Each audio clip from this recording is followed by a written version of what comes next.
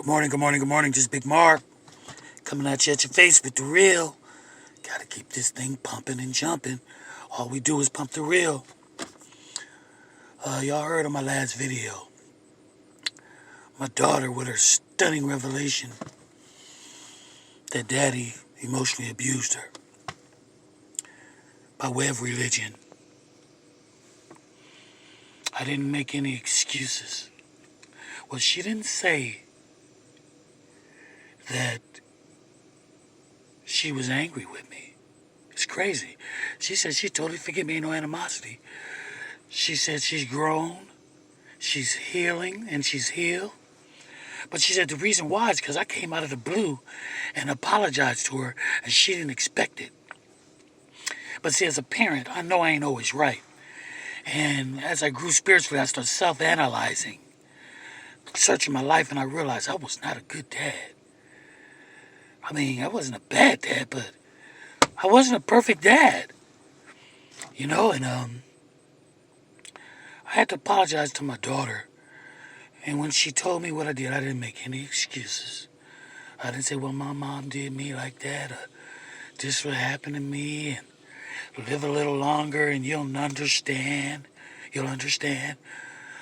A lot of excuses parents make because they're too arrogant and too proud to apologize to their children. I'm going to tell you something. It's going to help you in the long run because your children going to be here. And whether you think so or not, just like we needed y'all going to need us one day. And it's best to keep that thing close and tight. But stop making excuses. I was in one of the most strictest religions, probably on the planet, Seventh-day Adventist Church. And I followed it by the letter, because I was learning by the letter. But when I started getting led by the Spirit, I realized practicing religion by the letter was stripping my daughter of her dreams. It was stripping my daughter of her individuality. It was stripping my daughter of hope. It was stripping my daughter of having a independent relationship with God because I put it on her like I did. I was wrong. And I told her I'm sorry.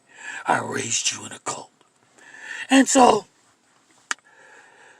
that was the beginning of a beautiful relationship that we have right now. Parents, don't be too proud to say I'm sorry. Don't be too proud. Don't be too arrogant. You're not always right. Just because you're in authority, don't make you always right. And it's going to make your relationship better with your kids.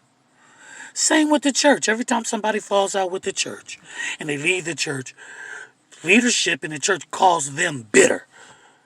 They call them bitter. It's never the church's fault.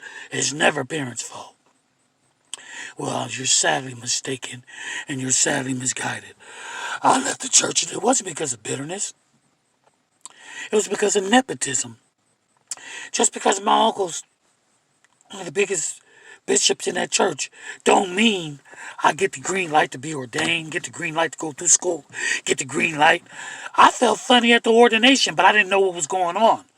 All I knew is if the bishop was not my uncle, these people would not be ordaining me right now. So as I sat at the ordination, and the church is wrong for this, as I sat at the ordination, I felt funny. Then as years passed, I went to different conferences, went to different functions of the church. I saw the reaction of the people, and it was unethical. So I stood against it. Because God had called me before I even went to the UAME. God had called me. He had ordained me before I was formed in my mother's womb. And so I knew that. I had been actively involved in ministry before then. I had been in the mission field, Guyana, Africa, and not promoted by the church. I had already been putting in work. So I didn't need nepotism to hold a shadow over my head, to pour salt on my ministry. Parents, you ain't always right. And pastors, you ain't always right. Say I'm sorry to your parishioners. It's okay. The church do people wrong sometime too.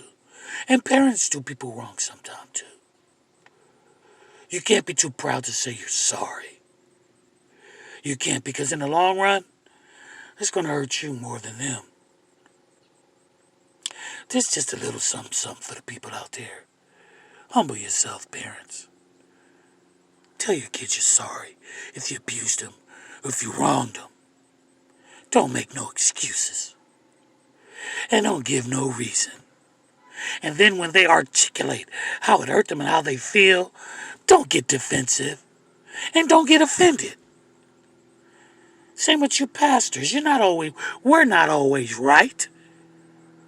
We're not always right. We don't have all the answers. And when a parishioner is hurt, even the church should be bold enough, honest enough, and brave enough to tell your parishioners, I'm sorry. Because there's a lot of abuse in the church, in the Catholic Church, in the Seventh-day Adventist Church, in our homes. And these folk don't want to say they sorry. That's all for the day. But this is just a follow-up on the last video with my daughter. We got a beautiful relationship. And thank you, Shay Boo. And remember, falling is a lot like flying to hit the ground. So keep your head up. Peace.